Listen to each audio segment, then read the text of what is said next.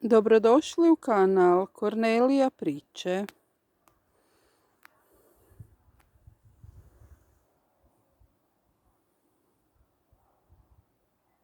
Mogu se oprijeti svemu, samo ne iskušenju. Oscar Wilde.